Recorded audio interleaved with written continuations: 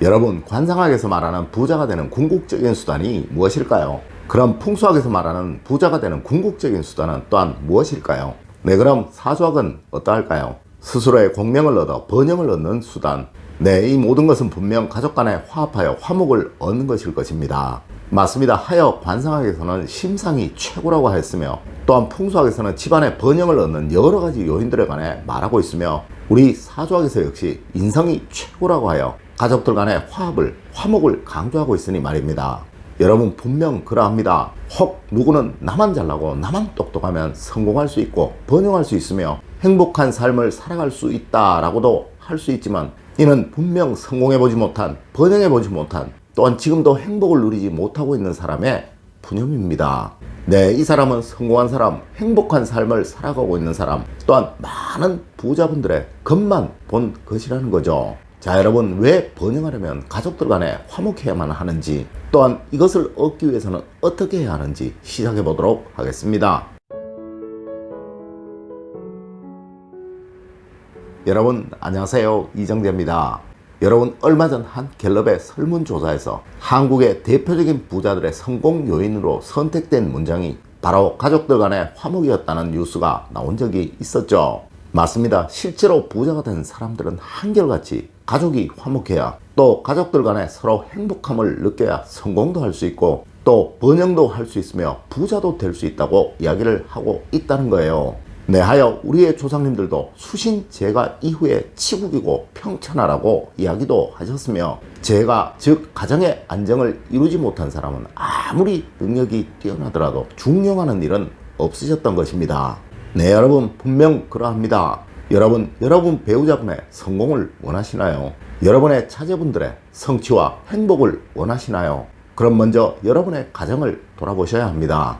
과연 여러분의 가정은 얼마나 안정적이고 얼마나 행복하시나요? 자, 여러분, 이렇게 하십시오. 분명 여러분의 가정에는 행복이 찾아올 것이며, 이로 인해 여러분의 가족 구성원들의 모든 성취와 번영도 이루어질 것입니다. 첫 번째로, 하루에 한 번씩은 모두 꼭 모이도록 하십시오. 여러분, 가족 간에도 매일 보아야, 자주 보아야 정이라는 것도 생기고 서로 간에 관심이라는 것도 생겨나는 거예요. 네, 하여 우리의 조상님들도 매일 아침 가족들 간에 모두 모여서 아침 식사를 하셨었죠. 하지만 현대의 생활, 서로 간에 바쁘고 서로 간의 생활 패턴이 다름은 인정을 해야 할 것입니다. 네, 하여 굳이 매일 아침 이렇게 할 필요는 없다고 하더라도 늘 하루에 한 번은 꼭 가족 간에 모두 모여서 서로 간에 하루에 있었던 이야기들을 하고 또 들어주는 시간을 따로 정하시는 것이 좋다는 것입니다. 네, 저녁에 차를 한 잔 같이 마시는 시간을 정하셔도 좋고, 또한 아침 식사 시간을 정하셔도 되고 저녁 식사 시간을 정하셔도 됩니다. 맞습니다. 이 시간을 통해 부모는 자녀의 지식을 들어야 하며 자녀는 부모의 지혜를 들어야 하는 거예요. 여러분, 사실 제가 이 부분에 관해서는 참 많이 이야기를 드렸었죠. 네, 실제로 제가 지금껏 사주 상담을 해드리면서 힘들고 어려웠던 모든 사람들에게 이 부분을 물어보고 질문도 해보았기에 그렇게 말씀을 드렸던 거예요. 맞습니다. 이분들 중에 앞서와 같이 가족들이 모두 하루에 한 번이라도 꼭 모이는 그런 시간을 가지셨던 분이 하나도 없으셨다는 것입니다. 여러분, 과연 여러분은 어떠신가요? 네, 분명 여러분의 가정에서 이러함을 실천하고 계시다면 여러분의 가정은 늘 번영하고 계실 것이며, 또한 아주 행복하실 것이며, 여러분의 가족 구성원들 모두 각자의 위치에서 성취를 얻어가고 계실 것입니다. 하지만 여러분, 아마 대부분의 가정이 이러하지 못하실 거예요. 네, 여러분의 가족 구성원들의 성취가 이루어지지 않고 늘 고민과 걱정이 많은 아주 힘든 삶이 이어지고 있는 그 이유가 바로 이것이라는 거죠. 두 번째로, 대화는 다름을 인정하는 것에서부터 시작을 합니다. 여러분은 과연 우리나라 국민들의 언어가 다 다르다는 것을 인정하십니까? 네, 사실 같은 한국어를 모두 사용을 하고 있지만 세대에 따라, 남녀에 따라, 직업에 따라, 빈부에 따라 모두 다른 언어를 사용하고 있다는 것을 인정하고 이를 알고 계신 분들이시라면 그분들의 가정은 모두 행복하고 늘 걱정이 없는 아주 번영하고 있는 가정일 것입니다. 네, 하지만 거의 모든 분들이 이를 모르고 또 인정하려고 하지 않고 있죠. 맞습니다. 우리는 늘 뉴스에서, 강연에서, 책들에서 이 소통이라는 단어를 보고 듣고 또 이야기를 합니다. 하지만 이 소통은 서로의 다름을 알고 또 이를 인정해야 가능한 거예요. 네, 여러분, 남성은 여성에 비해 상대적으로 감정적이고 행동적이며 또한 여성은 남성에 비해 상대적으로 이성적이고 감상적입니다. 네, 하여 항상 남성들은 말을 하고 나서 이를 후회하는 경우가 많으며 또한 여성들은 남편의 말을 곱씹으며 이에 상처받는 경우가 많다는 것이죠. 네, 맞습니다. 남편들은 남성들의 세계에 익숙해져 있기에 별 뜻 없이 거친 말도 나오며 또한 남자들의 생각을 말하지만 아내는 여성들의 세계에 익숙해져 있기에 이러한 말들에 익숙치 않으며 놀라고 이를 곱씹으며 이에 상처를 받는 경우가 많다는 거예요. 네, 물론 이는 자녀와 부모 사이에서도 그러합니다. 네, 늘 서로 접하는 세대가 다르기에 이에 대해 간격이 생길 수밖에 없다는 것이죠. 여러분, 하여 여러분의 생각을 강요하지 마십시오. 물론 여러분의 생각이 맞다고 주장해서도 안 되는 거예요.